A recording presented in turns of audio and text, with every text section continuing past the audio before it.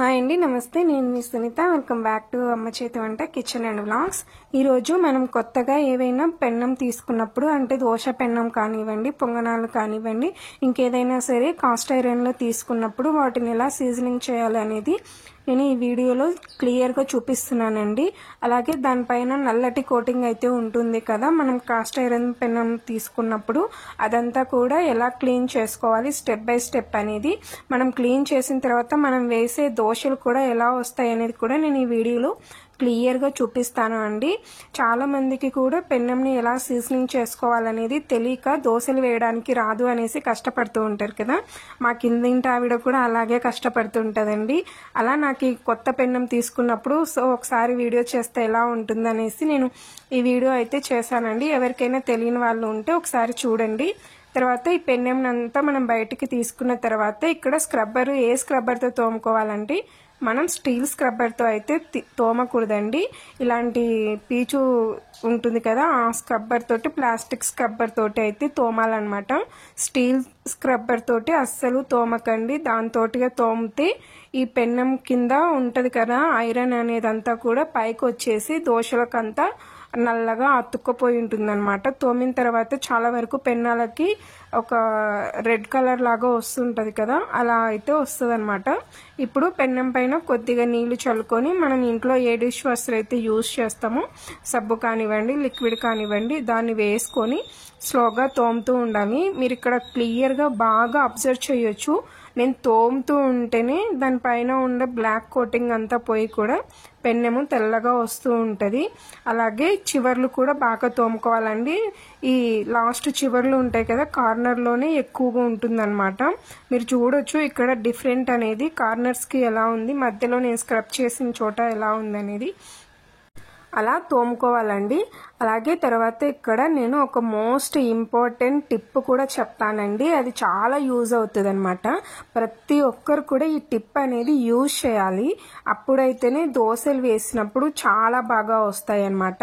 మీరు ఇక్కడ గమనిస్తున్నారు కదా, నేను జూమ్ చేసి చూపిస్తున్నాను చూడండి. తోముతూ ఉంటే దానిపైన ఉండే బ్లాక్ కోటింగ్ అంతా కూడా ఎలా వస్తుందో ఇదే విధంగా తోముకోవాలన్నమాట. మరీ గట్టిగా ప్రెస్ చేస్తూ కూడా తోముకోకూడదు. లోపల ఉన్న ఐరన్ బయటికి రాకుండా బాగా తోముకోవాలి.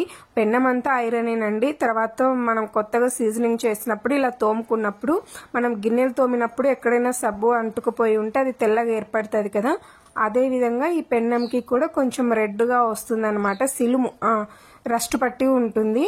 సో అలా రాకుండా ఉండాలి అంటే ఇలా మొత్తం కూడా బాగా నీట్గా తోముకోవాలి. అలాగే తర్వాత మనం వీటిని వాడిన తర్వాత కూడా అలాగే వదిలేస్తూ ఉంటే రస్ట్ పట్టిపోతాయి కదా, అలా ఉండకుండా సిలుము అనేది పట్టకుండా ఇలా ఉండాలి అనేది కూడా ఇక్కడ నేను మంచి టిప్ అయితే చెప్తానండి. మీరైతే ముందుగా పెన్నెంనంతా కూడా ఈ విధంగా బాగా తోమేసుకొని శుభ్రంగా ఒక 2 సార్లు కడుక్కోండి. ఇలా సబ్బు అనేది ఒక్కసారి పెడితే సరిపోతుందండి. ఆ ఒక్కసారిని మంచిగా రుద్దుకొని నీట్గా కడుక్కోవాలి. ఇక్కడ మీరు చూడొచ్చు పెన్నం అంతా కూడా నేను కడిగిన తర్వాత ఎలా వచ్చిందనేది, ఎంత తెల్లగా వచ్చిందో. ఇప్పుడు నేను ఈ పెన్నంకి ఉన్న డస్ట్ అంతా చూపిస్తానండి. ఇలా ఏదైనా ఒక పొడి కాటన్ క్లాత్ తీసుకోండి. మీ ఇంట్లో ఏది ఉంటే అది ఇలా తురిచామంటే దానికంతా కూడా ఒక ఎల్లో కలర్ లాగా వస్తూ ఉంటుంది. చూస్తున్నారు కదా, అదంతా అలా వస్తుంది అనమాట. కలరు చాలా కొంచెం డిఫరెంట్గా అయితే ఉంటుంది. ఎల్లోకి గ్రీన్కి మిక్స్ అయ్యి ఉంటుంది అనమాట. అంతా ఆ డస్ట్ అంతా కూడా పోయే విధంగా బాగా తుడుచుకోవాలన్నమాట. ఇక్కడ మీరు డిఫరెంట్ అనేది చూడొచ్చు. బిఫోర్ మనం వాష్ చేయక ముందుకు, తర్వాత తోమిన తర్వాత ఎలా ఉందనేది. ఈ కార్నర్స్ కూడా తోముతూ ఉంటే పోతుందండి. అన్నిటినీ కూడా ఇదే విధంగా బాగా తోముకోవాలి అంతా కూడా.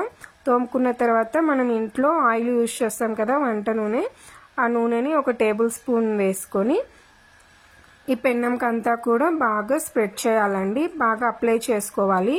ఇలా అప్లై చేసుకోవడం వల్ల ఏంటంటే నెక్స్ట్ డే మనం దోశలు వేసుకున్నప్పుడు దోశలు అనేది చాలా ఈజీగా వస్తాయి.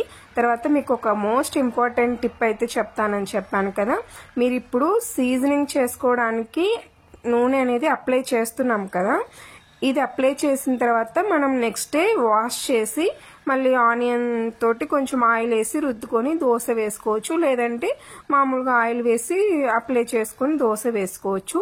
దోశ వేసుకున్న తర్వాత మళ్ళీ నెక్స్ట్ టైం మనం దోశ వేసుకునే అంతవరకు పెన్నం అనేది తోమకూడదండి. ఇది చాలా చాలా ఇంపార్టెంట్ అన్నమాట. మనం దోశ వేసిన తర్వాత తోముకొని పెట్టుకున్నామంటే నెక్స్ట్ టైం దోశలు వేయడానికి రాదు. ఈ పెన్నం వచ్చేసి మా అత్తగారిదండి. ఆమె 30 years నుంచి యూజ్ చేస్తున్నారనమాట. ఇప్పుడు నేను దీన్ని యూజ్ చేస్తున్నాను. నేను వచ్చినప్పటి నుంచి కూడా ఇది కొంచెం చిన్నగా ఉన్నందుకు నేను ఇప్పుడు పెద్ద పెన్నం అయితే తీసుకున్నాను అనమాట. ఇది వచ్చేసి నేను ఊరికి తీసుకెళ్ళిపోయి మళ్ళీ మా అత్తగారి దగ్గర అక్కడ వాడుకుంటున్నాను ఇప్పుడైతే. అందుకోసం ఇది చిన్నగా ఉందనేసి నేను పెద్దది తీసుకున్నాను. ఒకసారి దీన్ని ఎలా సీజనింగ్ చేసుకోవాలని వీడియో చేస్తే బాగుంటుంది కదా అని అయితే చేశాను. మీరు మాకు ఈ టిప్ అయితే గుర్తుపెట్టుకోండి. దోశలు వేసిన తర్వాత మళ్ళీ నెక్స్ట్ టైం వేసేదాకా కూడా పెన్నం కడుక్కోకూడదు. ఇది మోస్ట్ ఇంపార్టెంట్ టిప్.